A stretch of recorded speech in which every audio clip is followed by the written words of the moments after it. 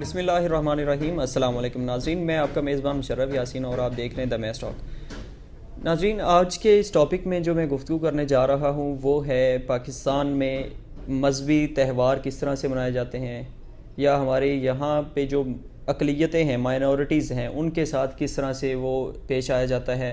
25 दिसंबर जिस तरह से आ रहा है, हमारी जो मसीही बरादरी है उनकी क्रिसमस का दिन है, बड़े धूमधाम से मनाने की तैयारियां जारी हैं। उस सिलसिले में तकारीब का सिलसिला भी जारी है, मुख्तलिफ़ शहरों में तकरीबात जारी हैं, जिसमें हमारे हाई लेवल के जो वज़रा हैं या इस तरह के हुकूमती शख्सियात भी उसमें शिरकत कर रही हैं, उनसे इज़हार यकजहती के लिए मैं कुछ पॉइंट्स सामने रखना चाहता हूँ आपके सामने, ताकि उससे अंदाज़ा हो सके कि पाकिस्तान माइनॉरिटीज़ के लिए कितना सेफ मुल्क है, कितना महफूज है। ये यहाँ पर जो अक़लियतें बसती हैं उनको कितने हकूक़ हासिल हैं। हमारा कॉन्स्टिट्यूशन है, जो पाकिस्तान का आइन है, उसमें किस तरह से अक़लियतों को तहफ़्फ़ुज़ दिया गया है। उसमें कोई ऐसा डिस्क्रिमिनेशन, कोई इम्तियाज़ नहीं किया गया, इम्तियाज़ नहीं बरता जाता। हमारे आइन के अंदर अगर दुनिया उठा के देखे या हम खुद देखते हैं, जब उसमें कहीं मेंशन नहीं किया गया किसी तरह से भी कि मज़हब के लिहाज से किसी को अलग अलग किया गया हो, ऐसा कोई पॉइंट नहीं है। मज़हब के लिहाज से सबको बराबर, कोई मजहबी किसी इम्तियाज़ के बगैर सबको बराबरी के शहरी माना जाता है, बराबर शहरी तस्लीम किया जाता है, इक्वल राइट्स दिए जाते हैं। सब पाकिस्तानियों को पाकिस्तानी कंसिडर किया जाता है, किसी को इस बुनियाद पे डिस्क्रिमिनेट नहीं किया जाता। कोई हिंदू है, कोई ईसाई है, कोई मुसलमान है तो उसके ये हकूक़ होंगे या ये हकूक़ होंगे, जबकि सबको बराबरी की सतह पर एक पाकिस्तानी शहरी तस्लीम किया जाता है। जब शहरी का वर्ड आ गया, सिटीज़न आ गया, तो फिर उसमें कोई डिस्क्रिमिनेशन बाकी नहीं रहता। दुनिया का परसेप्शन पाकिस्तान के बारे में बहुत बुरा है।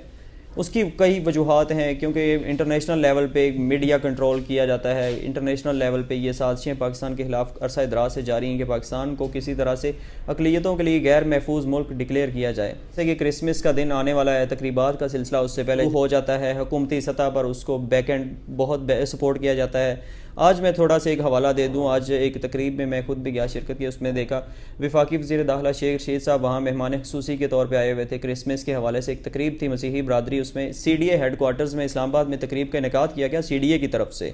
अब यहाँ से अंदाज़ा लगा लें कि पाकिस्तान के दारुल हुकूमत के अंदर एक वफाकी जो तरक्याती इदारा है उसकी तरफ से तकरीब का एहतमाम किया जाता है मसीही बरादरी के लिए। उसको बराबरी के शहरी समझते हुए, बराबर के शहरी समझते हुए तकरीब का एहतमाम किया गया CDA हेडकोार्टर्स में।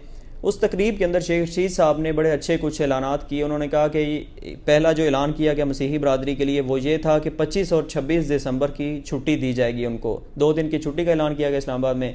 दूसरा ऐलान जो उन्होंने किया, उन्होंने कहा कि जो जितने भी मसीही बरादरी वाले हैं सबको 25 दिसंबर से पहले पहले तनख्वाहें दी जाएंगी।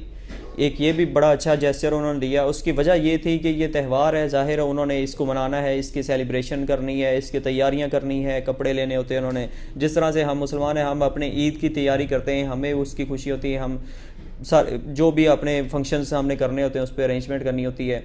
इसीलिए उनको भी तनख्वाहों का ऐलान किया गया कि 25 से पहले पहले शेख रशीद साहब ने ऑर्डर दिया कि उनको तनख्वाहें जारी की जाएं हर सूरत। इसके अलावा तीसरा बड़ा अच्छा ऐलान उन्होंने ये किया कि जो मसीही बरादरी है इस्लामाबाद के अंदर जो रहते हैं, बड़ी तादाद है उनकी, उनको कच्ची आबादियों से जो बेचारे मजबूर हैं, कुछ उनके हालात अच्छे नहीं हैं या कुछ इस तरह की सूरत हाल से गुजर रहे हैं, तो उनको एक कॉलोनी बना के दी जाएगी जिसमें मसीही रहेंगे, अच्छे तरीके से रहेंगे। अब ये सारी चीज़ें वो हैं जो अहाता करती हैं कि एक रियासत का माइंड सेट क्या है। ज़ाहिर एक वज़ीर दाखिला उठ के खड़ा हो कि अगर ये बात कर रहा है तो वो डेफिनेटली रियासत का माइंड सेट होता है। वज़ीर दाखिला कोई आम या मामूली शख्स नहीं, और शेख रशीद जैसा इंसान अगर कोई बात कर रहा हो, वो आपको पता ही है, सब लोग जानते हैं शेख रशीद साहब जो भी बात करते हैं एक अच्छे सियासतदान हैं, पुराने सियासतदान हैं।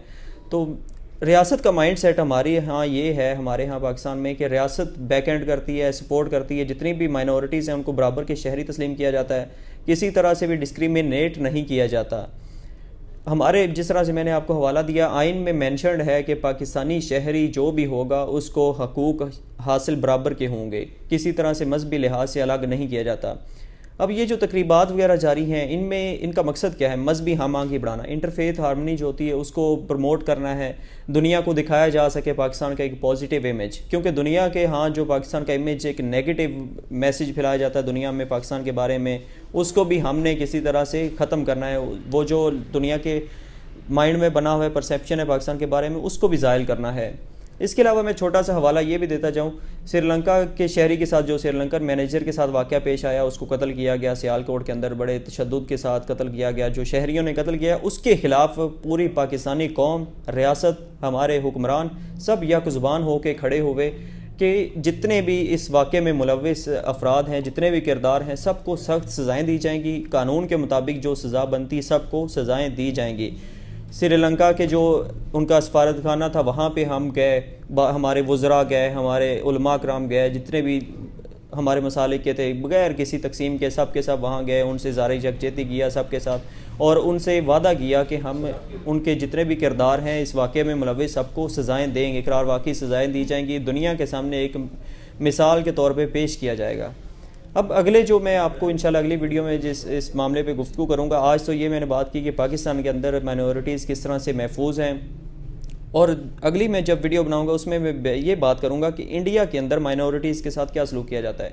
वहाँ पे ना मुसलमान सेव हैं, ना दलित हैं, या छोटी जितनी उनकी जो कौमें हैं वो भी महफूज नहीं है। सिख कौम उनकी, वो उनके साथ बड़ा तशद्दुद उनके साथ होते रहे, वाक़यात होते रहे, कत्लेआम होता रहा उनका। मुसलमानों का तो अभी भी जारी है, अभी वहाँ पे बुरे हालात हैं। मुसलमान वहाँ पे ना कुछ नमाज़ पढ़ सकते हैं, ना अपने कोई मजहबी फ़राइज़ अदा कर सकते हैं, हर एक चीज़ पे वहाँ पे पाबंदी है, वहाँ पे वो तशद्दुद का निशाना उन्हें बनाया जाता है, जुल्म किया जाता है। ये इंशाल्लाह अगले अपने टॉपिक में अगली वीडियो में बात करूँगा कि हमारे हमसाया मुल्क में किस तरह से माइनॉरिटीज़ के साथ पेश आया जाता है, वहाँ पे क्या हालात हैं, और दुनिया उस साइड पे क्यों नहीं अपना मुंह करती, पाकिस्तान को ही क्यों हर जगह पे बुरा कहा जाता है, पाकिस्तान का इमेज क्यों बुरा बना के पेश किया जाता है। ये ओवरऑल मीडिया का भी काम है। मैं ये बल्कि रिक्वेस्ट करूंगा सबको कि पाकिस्तान का अच्छा इमेज दिखाया करें, दुनिया के सामने अच्छा इमेज लेके जाएं।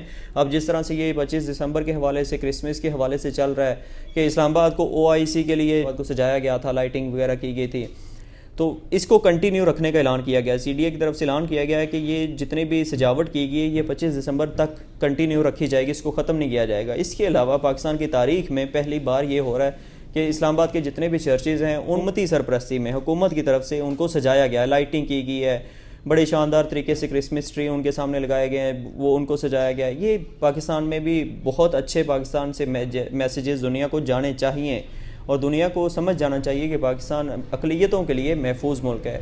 मुझे इजाज़त दीजिए, इंशाल्लाह आपसे अगली वीडियो मुलाकात होगी। अल्लाह हाफ़िज़।